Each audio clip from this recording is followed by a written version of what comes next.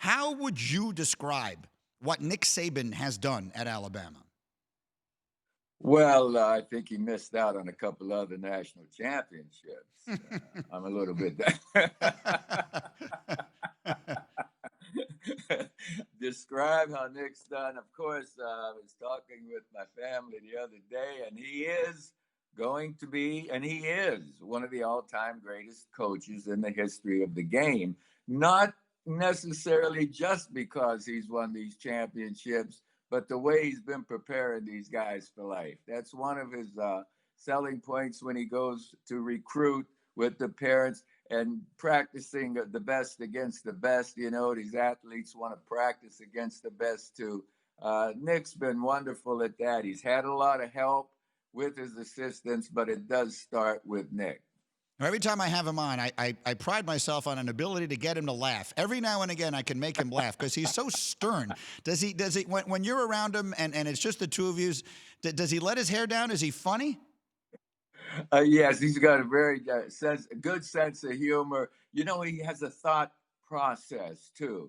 He digests everything you have to say or someone has to say. He's not a quick reaction guy. Unless maybe he's expecting something, you know. But he has a good sense of humor. He's got work on his mind all the time, though, man. The great Joe Namath is with me here on ESPN Radio, and you know, he now joins Bear Bryant, the great Bear Bryant, who was your coach and your mentor, as these Alabama legends. And I do a feature here on the new show called "Tell Me a Story." And I remember watching you get inducted into the Pro Football Hall of Fame, and you teared up talking about what Bear Bryant meant to your life. So tell me a story about Bear Bryant and what he meant to you as a young man. Wow. It's almost, it is difficult just to pick one story. He did so many good things, said so many good things for all of us as players at Alabama. One of the first things in our first meeting with the freshman class, he said, "I'm going to teach y'all how to keep from beating yourselves." And I said, what's he talking about? That sounds like playing scared or something, thinking negative. But he was talking about preparation, of course, not lining up off sides, you know, not throwing it to the wrong guy and all. But Coach Bryant, I grew to respect. I was a sophomore. I had lettered my sophomore year, and they have a tradition at Alabama. You join the Letterman's Club after you earn a letter. So I earned my letter, but I wasn't going through the Letterman's Club because they hit you with 36-inch long slats, for one thing, on your bottom. And you had to do a lot of things on campus, like wear coveralls, and they'd throw water on you, throw you in the swimming pool. So I wasn't going through it. And Coach Bryant called me over to the office one day and said, "Come on, Joe, I want to take a ride with you. Take a ride with me." So I got in the car with him, and he pulls out of the coach's office, and we're moving along. He's quiet. Then finally he says, I hear you're not going to A club. I said, "Yes, sir. Yes, sir. That's right." He said, "Why not?" And I said, "Well, Coach, I earned the letter. You gave me a letter. I earned the letter. And I just don't believe in what they do with those slats and making you do all those things going through initiation." He said, "Well, Joe," he said, that's just tradition." I said, "Yeah, well, tradition, but and to shave your head too, Mike. I mean, you're bald too. They do that. They shave your head." And I said, "Well, Coach, I just don't want to go through that." He said, "Well, Joe, you know you can never be a captain in Alabama unless you're in the A club." I said, "Sir, that's all right with me." And he was quiet. And then he just let it out. "Well, I want you to." And I said, "Yes, sir." So you did it?